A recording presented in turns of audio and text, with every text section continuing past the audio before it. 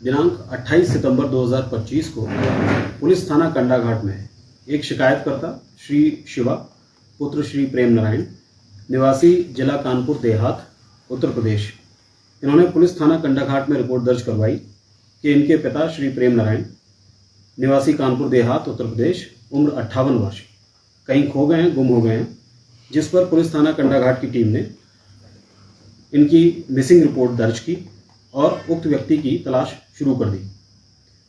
तलाश के दौरान दिनांक 30 सितंबर 2025 को पुलिस की टीम को एक व्यक्ति का शव वाकना घाट के समीप फर्नीचर शोरूम के पास झाड़ियों में पार्शियली डिकम्पोज्ड हालत में बरामद किया, जिसे शिकायतकर्ता शिवा ने अपने पिता के रूप में शिनाख्त किया।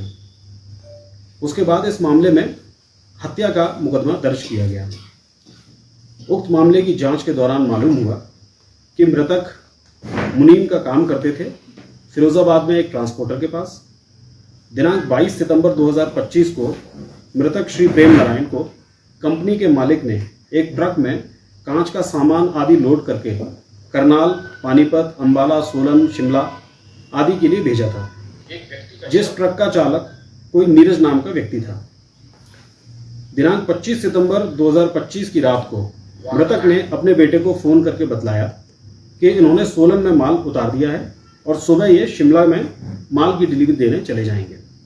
उसके अगले दिन 26 सितंबर 2025 को उस ट्रक के चालक ने सुबह जो नीरज है, जो ट्रक का चालक है, उसने मृतक के बेटे शिवा को फ़ोन किया कि उसके पिता कहीं खो गए हैं और मिल नहीं रहे हैं, कहीं चले गए हैं। और बाद में वह ट्रक जो है शिमला में ढली क्षेत्र में खड़ा हुआ पाया गया।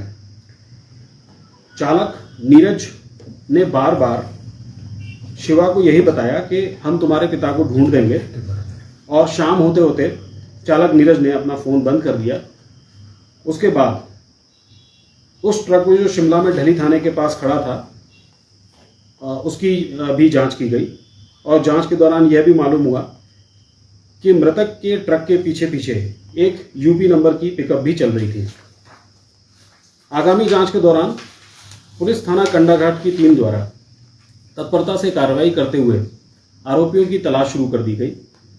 आरोपियों की तलाश के दौरान घटना के आसपास के स्थानों पर लगे सीसीटीवी फुटेज, अन्य तकनीकी साक्ष्यों और आरोपी से संबंधित सबूतों का गहनता से विश्लेषण किया गया तथा विश्लेषण के आधार पर उपरोक्त मामले में पर्याप्त साक्ष्यों के आधार पर आज दिनांक 3 अक्टूबर 2025 को मामले में संलिप्त 2 आरोपियों नीरज कुमार पुत्र श्री रामधार निवासी अजीत मॉल, जिला औरैया, उत्तर प्रदेश, उम्र 38 वर्ष, जो कि ट्रक का चालक है, तथा आरोपी लाखन सिंह पुत्र श्री राम नरेश निवासी जिला फिरोजाबाद, उम्र 19 वर्ष, जो कि पीछे चलने वाली पिकअप का चालक था। इन दोनों को पुलिस थाना कंडाघाट की टीम द्वारा उत्तर प्रदेश से गिरफ्तार किया गया है। इस अभियोग की जांच के दौरान पाया गया कि दिनांक 23 सितंबर 2025 को मृतक श्री प्रेम नारायण ट्रक चालक नीरज के साथ फिरोजाबाद से कंपनी का सामान लेकर चंडीगढ़, सोलन आदि के लिए चले थे, और इनके साथ इनके पीछे पीछे पिकअप चालक लाखन सिंह भी, उसने फिरोजाबाद से सामान लोड करके अपनी पिकअप इनके पीछे पीछे चंडीगढ़ तक लेकर आया। तथा दिनांक 24 सितंबर को पिकअप चालक ने सामान डिलीवरी की और उसके बाद ट्रक चालक के पीछे पीछे सोलन पहुंच गया। सोलन पहुंचकर ट्रक चालक ने मृतक प्रेम नारायण के साथ सामान की डिलीवरी करने के बाद सभी शिमला की तरफ चल पड़े, क्योंकि इन्होंने शिमला में भी अपना सामान डिलीवर करना था। सोलन से चलने के बाद इन्होंने रास्ते में शराब के ठेके से शराब खरीदी और कंडाघाट से आगे एक ढाबे पर खाना खाने के लिए रुके, जहां पर इन तीनों ने साथ खाना खाया। खाना खाने के बाद ये ट्रक में बैठ गए, जहां पर इन्होंने शराब पीनी शुरू कर दी। इसी दौरान ट्रक ड्राइवर नीरज और मृतक प्रेम नारायण का किसी बात को लेकर झगड़ा हो गया और ये झगड़ा मारपीट में बदल गया, और उसके बाद ट्रक चालक और पिकअप चालक इन्होंने तिरपाल से जो बांधने वाली रस्सी है उससे मृतक का गला घोंटकर उनकी हत्या कर दी। उसके बाद ट्रक चालक और पिकअप चालक, इन दोनों आरोपियों ने उनके शव को वाकना घाट क्षेत्र में फर्नीचर के शोरूम के पास झाड़ियों में फेंक दिया, और शव को फेंकने के उपरांत ये वापस सोलन की तरफ आ गए, जो दोनों आरोपी क्यारी बंगला के पास बने पेट्रोल पंप के पास रुके।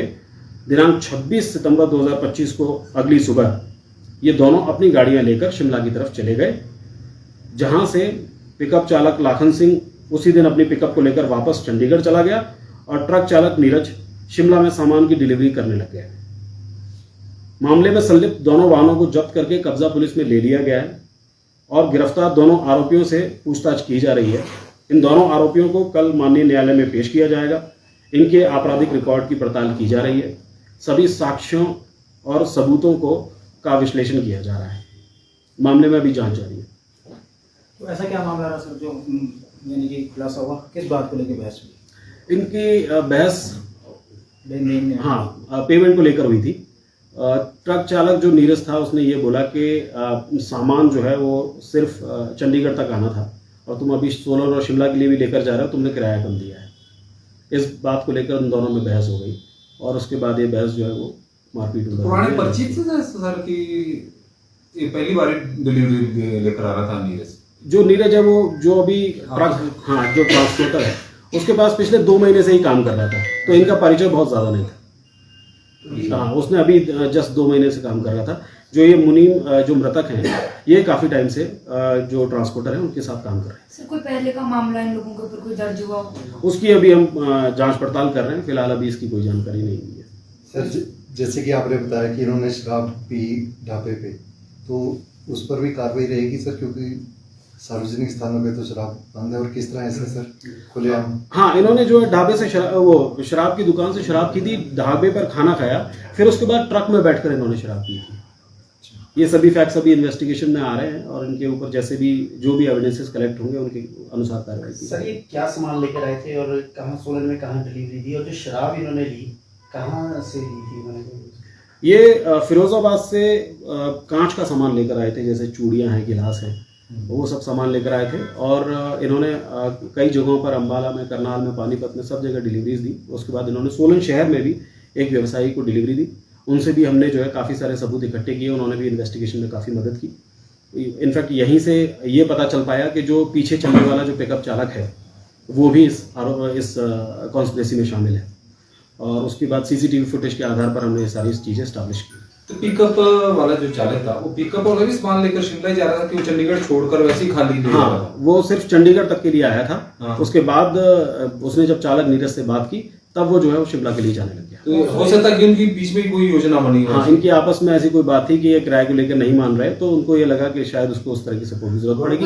बाकी अभी जांच का विषय है, इसमें भी जांच की जाए। सर कैश तो नहीं था कोई उनके पास जो जिनका मर्डर हुआ है? नहीं, उनके पास इतना बहुत ज़्यादा कैश नहीं था। जो भी जो जामा तलाशी है, जो भी उसमें मिला है, बॉडी के पास मिला है, वो चीज़ें। बेटे ने शिकायत कब की थी? इन्होंने 28 सितंबर को पुलिस थाना कंडाघाट में शिकायत की कि इनके पिता गुम हैं और उसमें मिसिंग रिपोर्ट दर्ज की गई। उसके 2 दिन बाद 30 सितंबर को जो है वो एक डेड बॉडी मिली। और मर्डर हुआ था सर 24 को?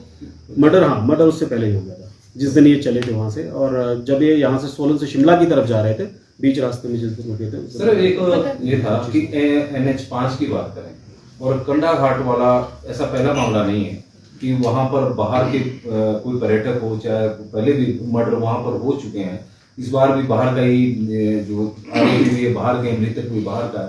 तो क्या वजह सर कि वहाँ पर पेट्रोलिंग में, क्योंकि हाईवे पेट्रोलिंग तो आप लोग करते हैं, तो हाईवे पेट्रोलिंग पे भी तो सवाल खड़े हो रहे हैं कि ढंग से नहीं हो रही। देखिए, इसमें हाईवे पेट्रोलिंग जैसे आपको पता है कि रात में भी हमारी जो है इस 70 किलोमीटर के एरिया में 4 मोटरसाइकिल की बीट एक्टिवली काम करती है। ये एक इंडिपेंडेंट इंसिडेंट है कि 3 लोग जो है वो आपस में बैठ के इन्होंने जो है शराब पी, ट्रक की बॉडी में कहीं अलग से पार्क करके वहाँ आराम से शराब पी और उसके बाद इनके बीच में जो झगड़ा वगड़ा हुआ, उतने ही थोड़ी सी जो ड्यूरेशन है उसके दौरान उन्होंने उसको स्ट्रैंगुलेट करके मार के वहीं हाईवे से जस्ट नीचे डंप कर दिया और उसके बाद ये चले गए। तो पुराना कोई रंजिश तो नहीं थी जिसको लेकर कोई अभी तक जांच में इस तरह की चीज तो नहीं आई है। सर, मृतक कहाँ का रहने वाला था और कंडाघाट में जो रिपोर्ट दर्ज हुई है तो वो किस हिसाब से हुई?